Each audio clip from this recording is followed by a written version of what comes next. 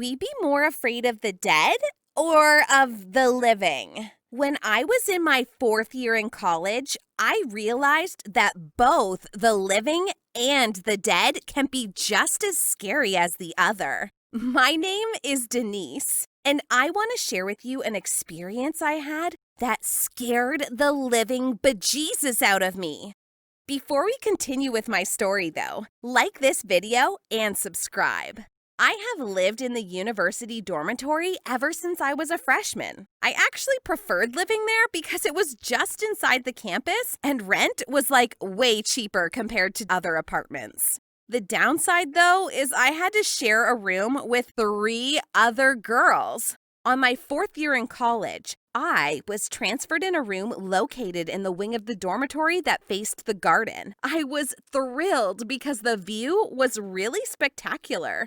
I thought it was going to be a great year. That is until I met my new roommate, Rochelle. The moment Rochelle entered the room, she already was kind of weird. She was the last to transfer in that room, and when she arrived, all the beds had already been taken, except for the one near the window. She immediately asked if we could exchange beds and told me she was really uncomfortable sleeping by a window. I didn't find that such a big deal, so I agreed to change beds with her even though I thought it was weird. Now, that was only the beginning of Rochelle's unreasonable demands. On our first night as roommates, she demanded that all the windows be closed before 11 p.m. The room was really hot that night, so the girls and I wanted to keep the window open. That was when Rochelle became hysterical. Her face was in panic, and she seemed extremely scared to the point that she couldn't even breathe. She wouldn't even calm down until we closed the windows. We wondered about her bizarre behavior and asked her why she wanted these windows closed so badly, but she wouldn't say anything. This happened every single night for the remainder of the semester. Whenever one of us would open the window, even slightly, Rochelle would panic like crazy. On top of this, she sternly warned all of us not to open the door to anyone who knocks between the hours of 12 in the evening to 3 in the morning.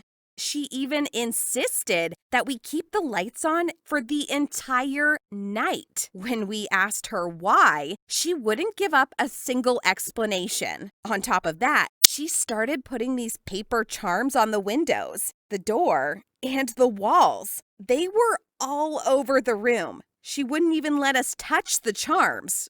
We found this all so very weird.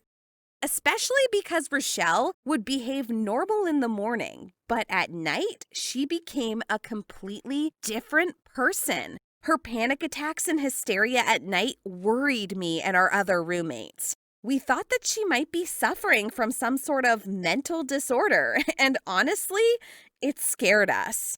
We were worried that she might lose it and do something crazy to us while we were all asleep. That idea made me very anxious. It got to the point where I couldn't sleep well at night anymore because I felt like I always had to keep my guard up in case Rochelle suddenly goes crazy.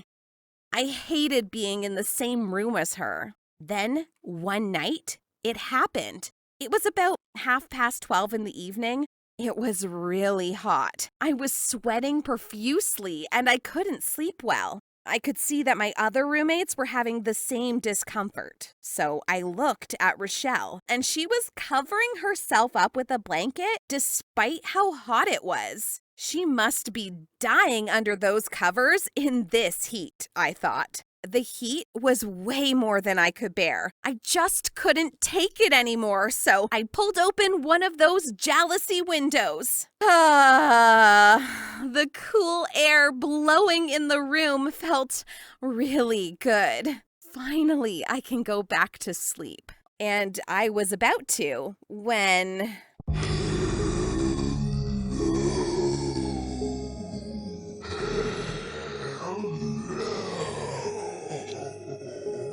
I heard someone calling from the outside. I wondered who it could be.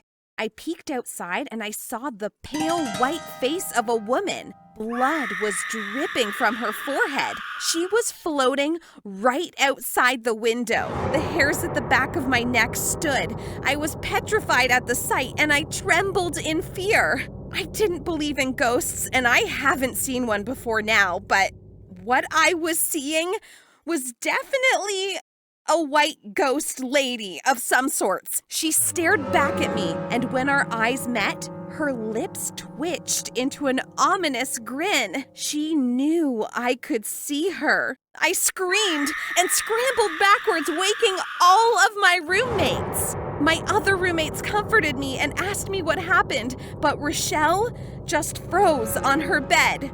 Her gaze was locked on the open window, her face dead pale. I knew she was seeing what I just saw. She immediately closed back the window. Then we heard a series of knocking from the window. It wasn't like the usual knocking sound people made. When people knock, we usually make 2 or more taps at a time. This one came only 1 at a time.